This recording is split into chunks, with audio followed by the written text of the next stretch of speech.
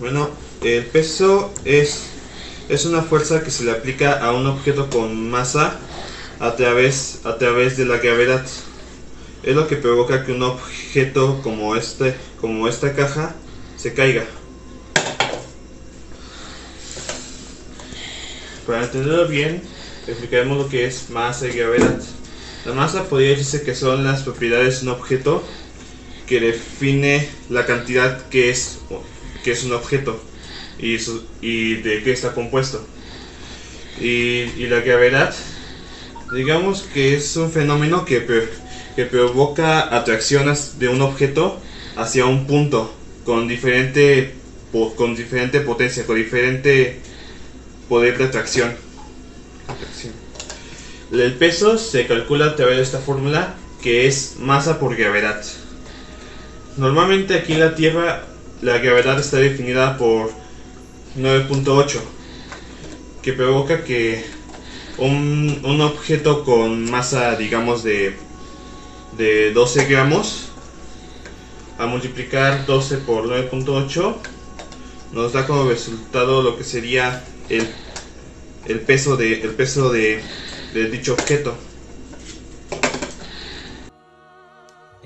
La hidráulica es la fuerza de los fluidos que puede variar por la densidad de los fluidos, que puede ser que con, por ejemplo, se usa mucho en los gatos hidráulicos, es los que usan en las mecánicas, que con darle un pedal cambian los fluidos y hace que se levante el coche. Eh, Eso se logra pues, con dos densidades diferentes de fluido que al hacer presión en diferente medida logra hacer que por presión haga más fuerza y pues levante más. Las medidas de volumen y capacidad son, por ejemplo, tenemos un recipiente de 1 litro y en esa es la capacidad. Entonces pues la medida sería, tenemos pues a la mejor a la mitad de la botella son 500 mililitros y ya toda la capacidad sería ya 1 litro.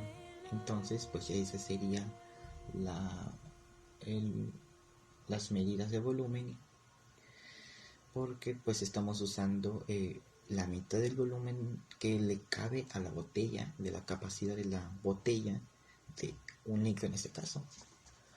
Los estados de relación de la materia son, por ejemplo, es sólido, líquido y gaseoso y plasma.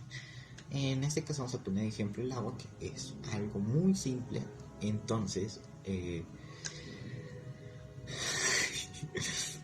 por ejemplo, vamos a poner ejemplo el agua, ponemos un bloque de hielo en ese momento. Primero vamos a poner agua normal. ¿Qué pasa si a ese agua normal le aplicamos frío? Una temperatura que logre superar su punto de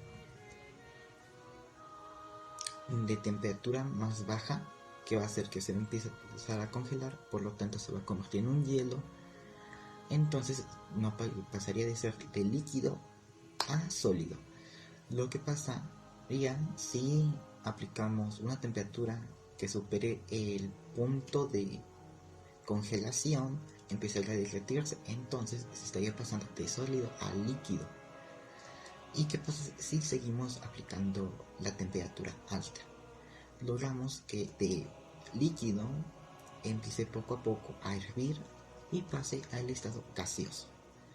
Y así serían los estados de materia básico y un poco cómo se ponen. En el medio ambiente más o menos también hace lo mismo. En las montañas, lo más alto de las montañas, como hace un clima muy frío, empieza a congelarse, lo que hace que tiempo empiece a desbordarse, lo que hace que luego pueda caer a un lugar donde haga menos temperatura, se descongele y empiece a fluir a otro tipo de lugar. Por ejemplo, en un río podrá pasar que al estar fluido empiece a por el mismo sol, empieza a hacer que se evapore. Entonces llegan las nubes, empieza a congelarse y en congelar empieza a cargarse la nube y empieza a llover. En el transcurso del movimiento hacia abajo empieza a descongelarse por la misma cambio de temperatura que hace de arriba hacia abajo, se empieza a descongelar y pasa de sólido a líquido.